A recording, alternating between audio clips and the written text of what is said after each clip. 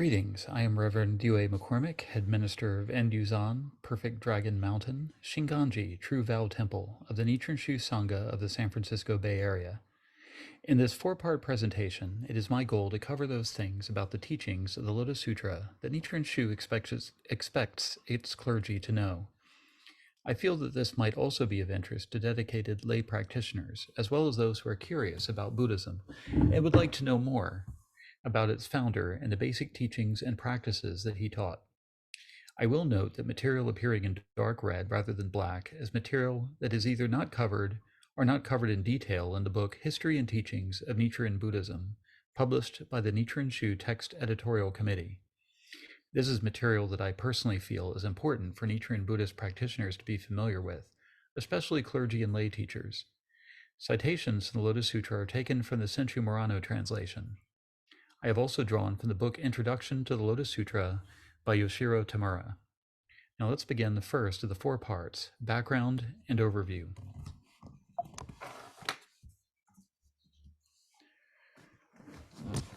Let us begin with the title of the Lotus Sutra.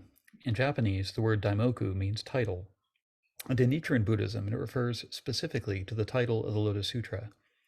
In Nichiren Shu, we often add the honorific prefix o. In this case, the word o-daimoku means sacred title or august title. The daimoku, or o-daimoku, the sacred title, refers to the practice of chanting Namu Myoho Renge Kyo, a mantra that includes the title of the Lotus Sutra. The Namu in o-daimoku chanting is not actually part of the title of the Lotus Sutra. It is composed of two Chinese characters that transliterate the Sanskrit word namas, which means devotion to, homage to, putting absolute faith in, or taking refuge in. What Nichiren Buddhists are taking refuge in is symbolized by the title of the Lotus Sutra. We are not taking refuge in a text or a mere title of a text, but in the true nature of reality, the scripture that is called the Lotus Sutra expresses through discourses, parables, and events. The title of the Lotus Sutra is taken as a written and verbal symbol of the reality that is the subject of the scripture. In fact, the 6th century founder of the Tiantai school in China, Tiantai Zhi, wrote a book called The Profound Meaning of the Lotus Sutra, in which he used the 5 Chinese characters that make up the title of the Lotus Sutra as a basis for explaining and uniting all the teachings and practices of Shakyamuni Buddha. The Lotus Sutra as a text originated in India between the 1st century BCE and the 3rd century of the Common Era. Its full title in Sanskrit is Saddharma Pandarika Sutra. Saddharma can be translated as wonderful Dharma, true Dharma, or correct teaching. Pandarika means white lotus flower, and sutra literally means thread, though it should be taken in the context of Buddhist sutras to mean a thread of discourse, or simply discourse. In China, the 5th century translator Kamarajiva translated the title with the Chinese characters that you see on this table. In Japan, these characters are pronounced Myoho Renge Kyo. Therefore, the practice of o-daimoku in Nichiren Buddhism is, among many other things, the practice of confidently asserting our devotion to the Sutra of the Lotus Flower of the Wonderful Dharma. We are devoted to its message and to the true nature of reality, wherein all beings can attain Buddhahood, and Buddhahood is constantly at work in and as all life. That may be difficult to believe and hard to understand, but we can access that reality through joyful faith, which we give voice to through the practice of chanting the o-daimoku, Namu Myoho Renge Kyo. Traditionally, it is believed that the Lotus Sutra was taught by Shakyamuni Buddha during the last 8 years of his life. Here is what Keijin Mamiya says about this in the History and Teachings of Nichiren Buddhism. Quote, "From the standpoint of the believer, this position is fine. However, from an academic standpoint, we cannot assert such a thing. A Buddhist historian would assert that there is no evidence that the historical Shakyamuni Buddha taught the Lotus Sutra. In other words, the Lotus Sutra is not a direct record of the historical Shakyamuni Buddha's teaching. In that case, when, where, and by whom was the Lotus Sutra produced?" Unquote. It is most probable that the Lotus Sutra was composed by male Buddhist monastics who believed in the Mahayana vision over the course of almost 3 centuries. In 1934, the Japanese scholar Fusei Kogaku published his theory of how the Lotus Sutra was composed in a work called History of the Formation of the Lotus Sutra, Hokekyo Seiritsu Shi. This theory, with some minor revisions and refinements, is still largely upheld. According to this theory, the first part of the Lotus Sutra to appear were the verses in chapters 2 through 9. These were probably composed in the 1st century BCE. Next to appear were the prose portions of those chapters, which were probably added by the end of the 1st century of the Common Era. In these chapters, the dialogue is between the historical Buddha and his historical disciples. Around the end of the 1st century of the Common Era, chapters 10 through 22 were composed, with the exception of chapter 12. Chapter 1, the introduction, was also added at this time. Here, bodhisattvas such as Manjushri, Medicine King, and Maitreya appear as part of the assembly, engage in dialogue with the Buddha and each other. It is also in these chapters that stories are told and events occur which transcend our ordinary understanding of time and space. Finally, around 150 until perhaps as late as 220 of the Common Era, chapters 12 and also chapters 23 to 28 were added to the Lotus Sutra. Chapter 12 dealt with the attainment of Buddhahood by evildoers, such as Devadatta, and women, such as the Dragon Girl. People who are believed to be incapable of Buddhahood, at least in their lifetimes. Chapters 23 to 28 are a kind of appendices dealing with various bodhisattvas and other beings, and their practices of the Lotus Sutra, and the protection and support they pledge to give other practitioners. The earliest Sanskrit manuscript of the Lotus Sutra to be found has been the Gilgit manuscript, discovered in the Kashmir in what is today Pakistan in 1931. This manuscript may be from the 5th or 6th century. It is 3/4 complete. Not quite as old are manuscripts from Central Asia. Among them is the Kashgar manuscript, a nearly complete copy of the Lotus Sutra. It is also called the Petrovsky manuscript, after Nikolai Fedorovich Petrovsky, who lived from 1837 to 1908, who discovered it by 1893. Petrovsky was at the time the Russian consul general in Kashgar, which is presently in the Xinjiang Uyghur Autonomous Region in China. The Kashgar manuscript was probably a copy made in the city of Khotan as early as the 8th century, though some date it as late as the 10th. In Nepal, many manuscripts of the Lotus Sutra have been found, beginning with the manuscript sent to the Asiatic Society of Paris in 1837 by Brian Houghton Hodgson, who lived from 1800 to 1894. He was a representative of the British Empire to the Nepalese court. That manuscript was translated that same year into French by Eugene Burnouf, who lived from 1801 to 1852. This translation was published after his death in 1852. An English translation of parts of Chapter 5, The Simile of Herbs, of Burnouf's French translation, was made based on one of Burnouf's scholarly articles and published in the January 1844 issue of a New England Transcendentalist literary journal called The Dial. For a long time, it was believed that this partial English translation had been done by the Transcendentalist writer Henry David Thoreau. But recent scholarship has discovered that it was actually done by Elizabeth Palmer Peabody, who lived from 1804 to 1894. An English translation of the whole Lotus Sutra from Sanskrit was done by Hendrik Kern, who lived from 1833 to 1917, and published in 1884 as part of the Sacred Books of the East series by Oxford University. In this way, the Sanskrit version of the Lotus Sutra has been available in Western languages since the middle of the 19th century. It is said that at least 6 translations of the Lotus Sutra have been made into Chinese, beginning in the 3rd century of the Common Era. However, only 3 are still extant. The earliest of these 3 is the Sutra of the Flowering of the True Dharma by Dharmaraksha, who translated it in 286. It is called the Sho Hokekyo in Japanese. The famous and still popular and highly influential translation by Kumarajiva was done in 406. This is the translation pronounced Myoho Renge Kyo in Japanese. It is believed that Kumarajiva's translation relied upon an earlier version of the Sanskrit Lotus Sutra than the one translated by Dharmaraksha. This is because it did not originally include Chapter 12 or other passages that were included in Dharmaraksha's earlier translation that may have come from a later Sanskrit version of the Lotus Sutra where such passages had been added over time. According to the introduction to Senchu Morano's translation of the Lotus Sutra, Chapter 12 was translated by someone named Fa Yi in 490 and inserted into Kumarajiva's version, probably at the beginning of the 6th century. He also says that the verses of chapter 25 were translated by Jnanagupta and inserted into the Kumarajiva version sometime between 561 and 601. Originally, the Kumarajiva version had 7 volumes and only 27 chapters, but after the above additions had been made, it had 8 volumes and 28 chapters. The third extant Chinese translation of the Lotus Sutra is the appended Lotus Sutra, called the Tenbon Hokkekyo in Japanese.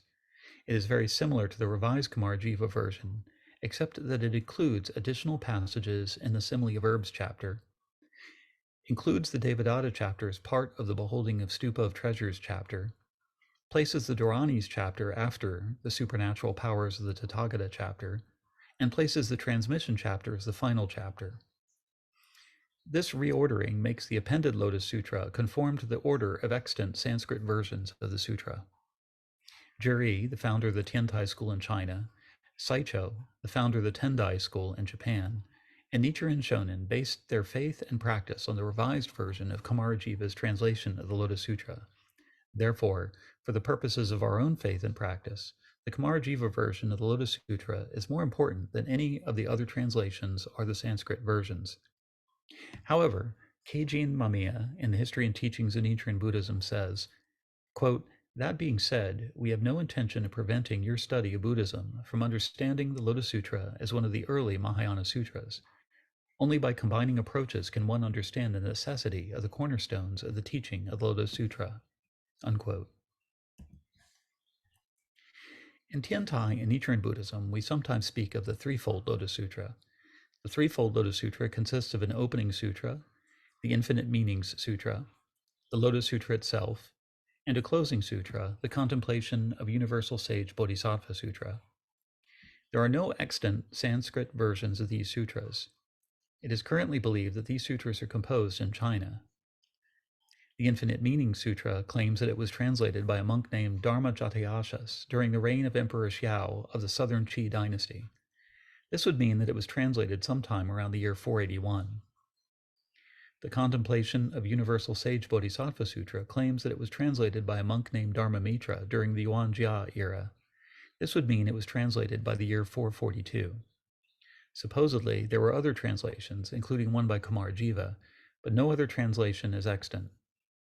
For this presentation, we will only be concerned with the Lotus Sutra itself, and not the opening or closing sutras of the threefold Lotus Sutra, though Nichiren did cite those sutras in his writings. Let us now consider what developments within Indian Buddhism were occurring when the Lotus Sutra was composed. What issues were at stake, which might have necessitated the need for Mahayana Buddhists to restate what they believed, and perhaps realized in terms of their own practice and realization? Was the true intent of Shakyamuni Buddha's teachings in the form of the Lotus Sutra? If the Buddha had passed away around 383 BCE, a date given in some Sarvastivadin Buddhist accounts and given credibility by modern Buddhist scholars such as Hajime Nakamura, then the verse portions of chapter 2 through 9 of the Lotus Sutra were composed more than 3 centuries after the lifetime of the Buddha.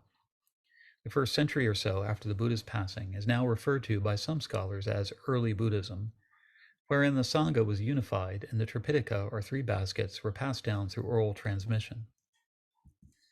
After the Second Council, the Sangha was split between the more progressive Mahasangika and the more conservative Sthaviravada. Later, these 2 schools split into many sub-schools, at least 8 for the former and 10 for the latter.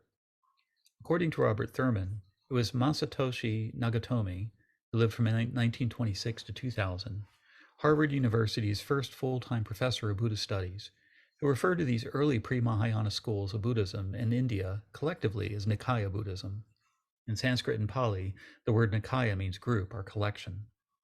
These schools are also referred to collectively as the mainstream Buddhism of India, up until the disappearance of Buddhism in India at the end of the 12th century.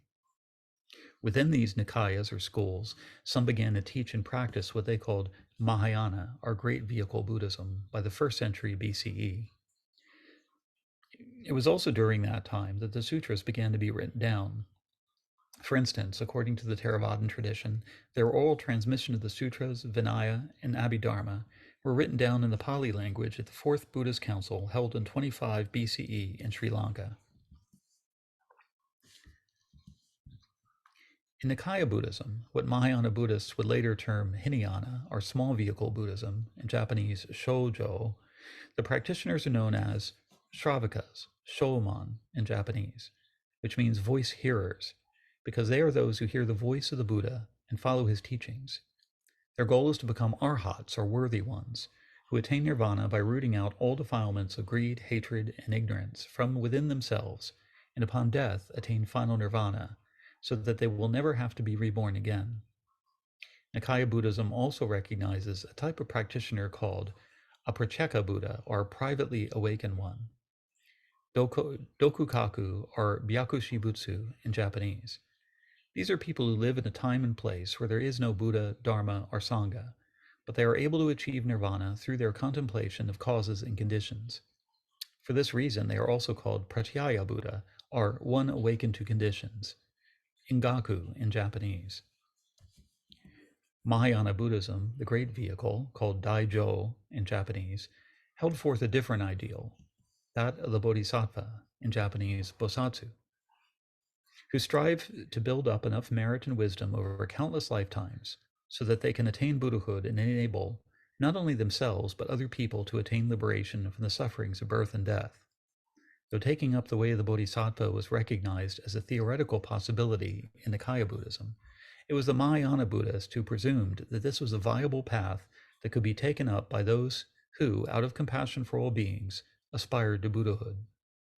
Mahayana Buddhism refers to the teachings, practice, and goals of the voice hearers and privately awakened ones as the two vehicles of the Hinayana that lead to a final nirvana characterized as reducing the body to ashes and annihilating consciousness, as opposed to the Bodhisattva vehicle of the Mahayana, wherein the practitioners voluntarily remain in the world of birth and death for as long as 3 innumerable kalpas and 100 great kalpas, or eons, until they can attain Buddhahood for the sake of all sentient beings.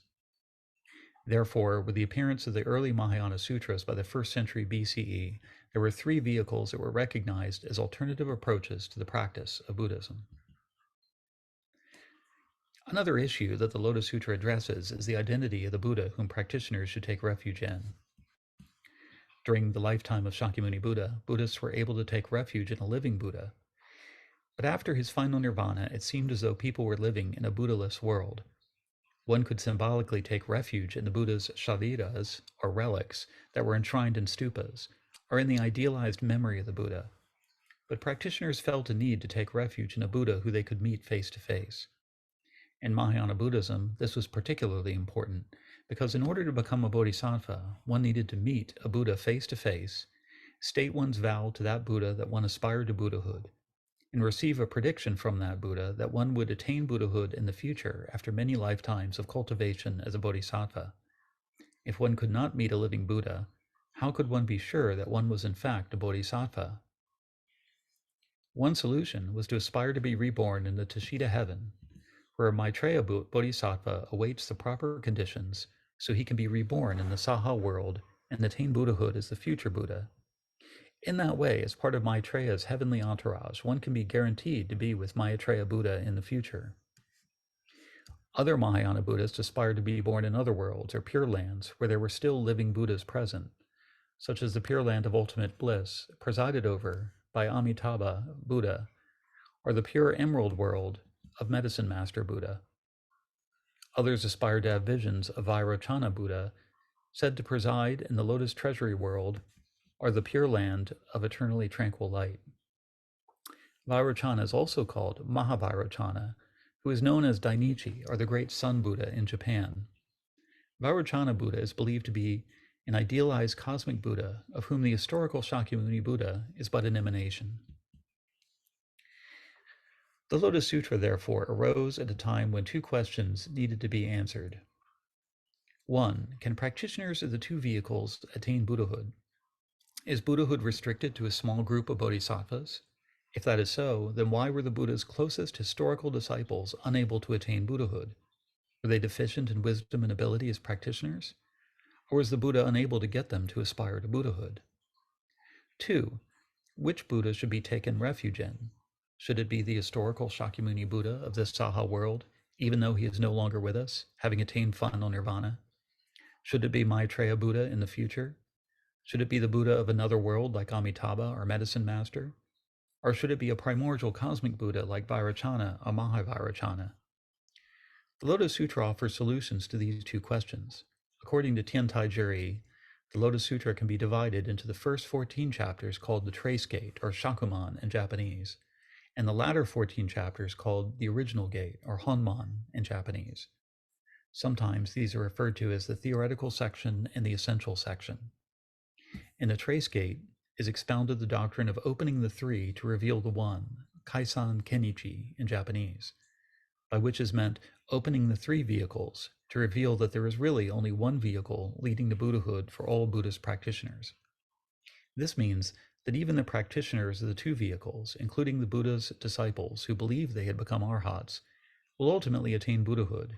In Japanese, this is called Nijo Sabutsu. In the Original Gate is expounded the doctrine of opening the near to reveal the far, or Kaigon Kenmon in Japanese, by which is meant that the awakening of Shakyamuni Buddha in the near past, some 40 years or so before teaching the Lotus Sutra, is revealed to have actually occurred in the far distant past. This is also called the attainment of awakening, or Buddhahood in the remotest past, in Japanese Kuan Jitsujo. The implication of this doctrine, as we shall see in more detail later, is that Shakyamuni Buddha always and will always be the Buddha in whom we take refuge, for he is the eternal and original Buddha, and all other Buddhas are his emanations and partial images, appearing to us as a skillful means of teaching.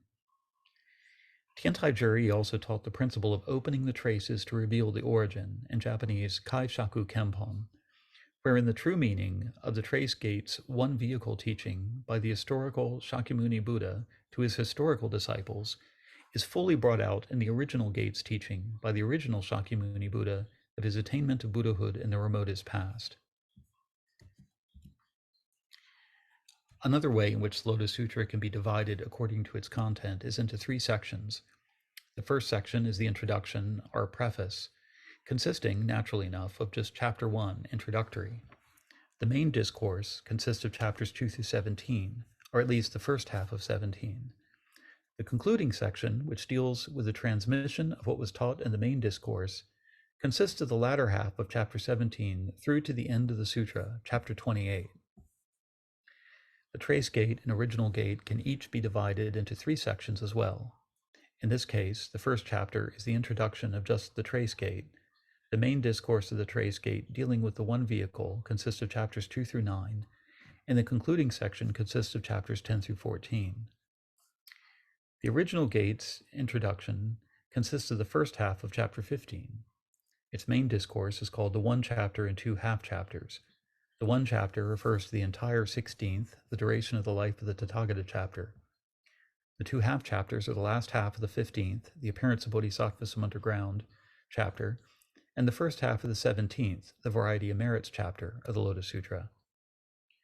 The last half of the 15th chapter begins when Shakyamuni Buddha says, "Excellent, excellent, Ajita, you asked me a very important question." The Buddha's response to Maitreya Bodhisattva, whom he calls Ajita, intimates the attainment of Buddhahood in the remotest past, when he explains that he was the teacher of the Bodhisattvas appearing from underground. In the 16th chapter, Shakyamuni Buddha openly states that the duration of his lifespan as a Buddha began in the remotest past and will continue into the future.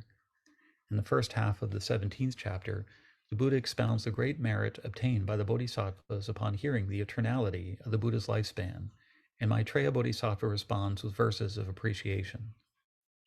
The concluding or transmission section of the Original Gate consists of the latter half of 17 until the end of chapter 28. There is yet another way to analyze the Lotus Sutra. The sutra can be said to consist of three assemblies at two locations. The first assembly is called the former assembly on Mount Sacred Eagle. This occurs in chapters 1 through 11, wherein the historical Buddha is speaking to his historical disciples on Mount Sacred Eagle. In these chapters, the Buddha raises the aspirations of his voice-hearer disciples and guarantees their future attainment of Buddhahood.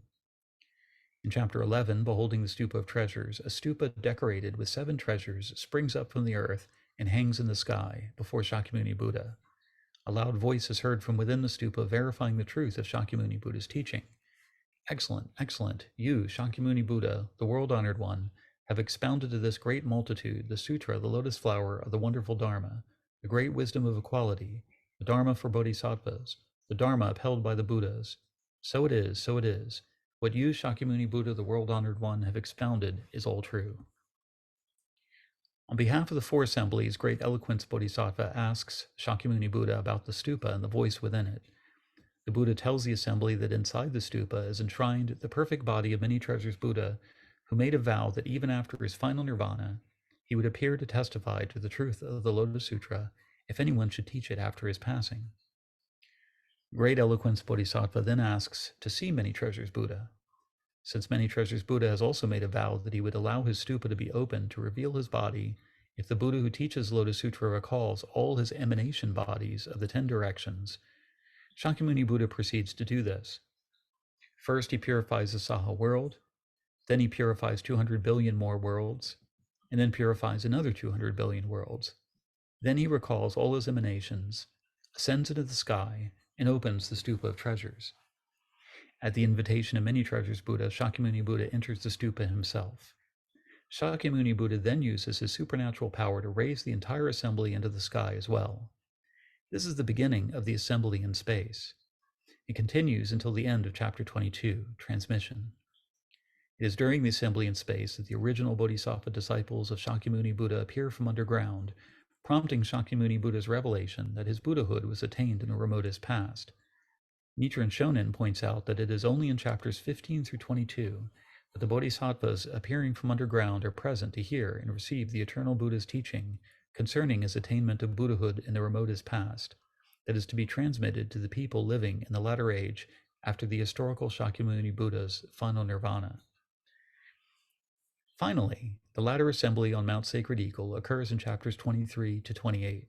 Here the assembly returns to Earth, and stories and teachings relating to the conduct and protection of practitioners of the Lotus Sutra in the world are related. Now that we have looked at the formation and overall structure of the Lotus Sutra and at the issues it addresses, we should return to the question of whether the Lotus Sutra is really the teaching of Shakyamuni Buddha. If the Lotus Sutra is not a direct record of the historical Shakyamuni Buddha's teaching, but the product of unknown Mahayana monks over a period of centuries of compilation, in what sense can we consider it the word of the Buddha?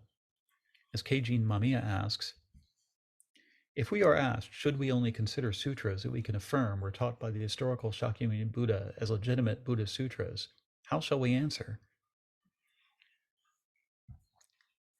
The Lotus Sutra itself attests to the skepticism shown towards the Lotus Sutra by mainstream Buddhists in India who are not adherents to the Mahayana.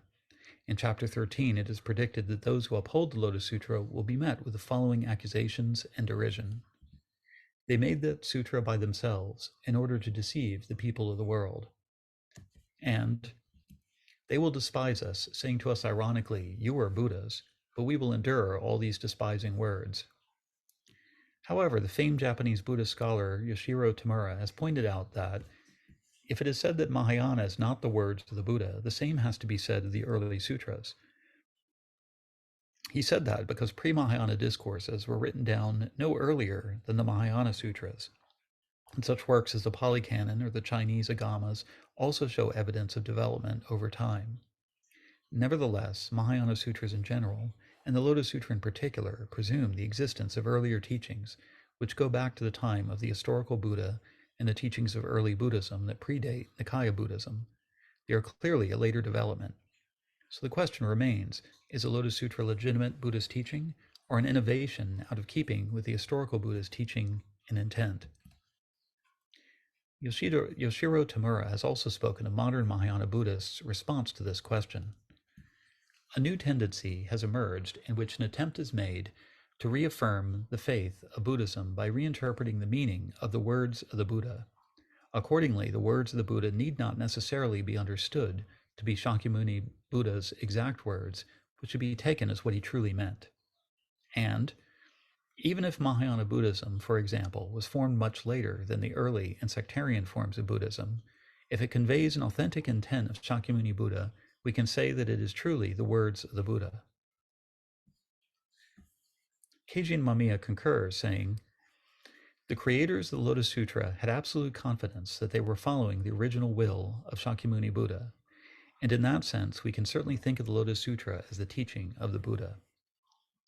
From the perspective of Nichiren Shu, we most certainly have the conviction that the Lotus Sutra represents the true purpose and implications of all Shakyamuni Buddha's teachings. We receive, keep, and propagate it as an expression of this true intention for all sentient beings.